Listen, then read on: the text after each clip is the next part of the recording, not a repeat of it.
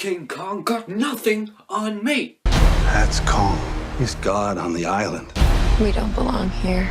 But the devils live below us. I call them skull crawlers. Why? Because it sounds neat. Okay. Look, I just made that name up. I'm trying to scare you. I'm fine calling them that. Are you cool with it? Yeah, that seems like I good. like the name.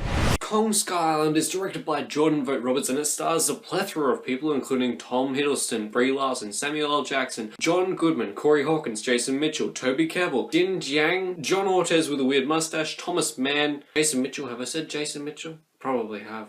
I don't really know, I don't really care. Anyway, a lot of people, also a bunch of CGI monsters, and that's awesome. So Kong Skull Island is about, basically, it's the last few days of the Vietnam War, and there's this group, like these scientists that were going out to investigate Skull Island because they've just discovered it and they want to get there before the Russians do to find out what is there. But they need a military escort and they have some suspicions on what is on Skull Island and that it's like really dangerous. So when they get to Skull Island, they find out, hey, there's a giant 100-foot monkey there and it's killing us. So yeah, King Kong's there. He's not happy that they're dropping bombs on their on his island, so he pretty much takes out all the helicopters. So they're basically at one point of the island, they gotta get to the other side of the island that's like the leaving point. Kong Skull Island, 110% the best part of the movie, Kong. King Kong is the best part of this movie. He's fun, he's action, he feels like a genuine character, one of the characters that you can actually get behind and understand what's going on, and probably one of the only few with actually decent development. Because when Kong's on screen, the movie just elevates so much higher. The movie becomes like Platypus-tacular at time, like for the most part when Kong's on screen, and occasionally a little bit less. I'd buy it on DVD when Kong's on screen. Kong makes the movie 100% worthwhile going to see, and that's just great.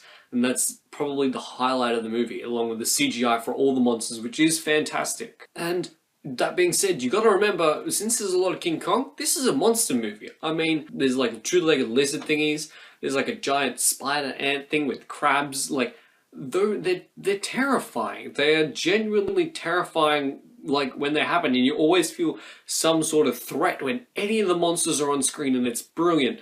And I love it for that, and some of the scenes, like I said, they're terrifying. It's terrifying stuff sometimes in this movie.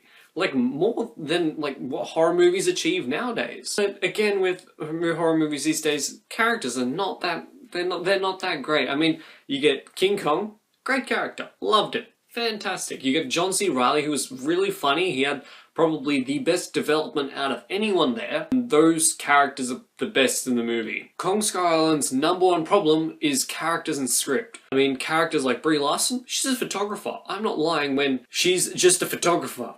Pulitzer Prize winning photographer. There's the character development. Tom Hiddleston, he's a tracker.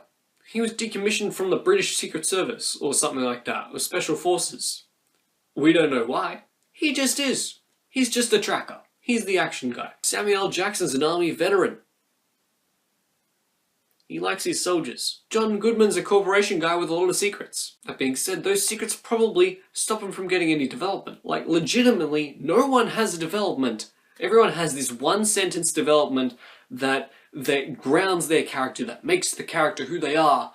And it's one sentence like, "Hi, my name's John. I like bagels more than donuts." And that's what you have to judge the characters on. And the script as well, some of the dialogue's actually awful. Like, there are scenes early in the movie where John Goodman's just spewing exposition. You're just like, oh, that's why he's in this movie. I mean, Samuel L. Jackson spews exposition, Thomas Hiddleston spews exposition. I mean, everyone does it at a point, except for maybe the soldiers. They're about the only ones that don't. But hey, but the way that it should have been done always is how John C. Reilly did it. He was the one that probably fit the most in this movie out of everyone, and he's like the crazy guy. Also, the story isn't really that strong. There are points in the movie where you're just like, alright, I see why you did that, to extend the movie and have it happen like that. But you could have just cut it here, gone a completely different way, and probably still ended up with the same place, and it would have probably been a more interesting plot. Kong Skull Island, though, it's a good monster movie.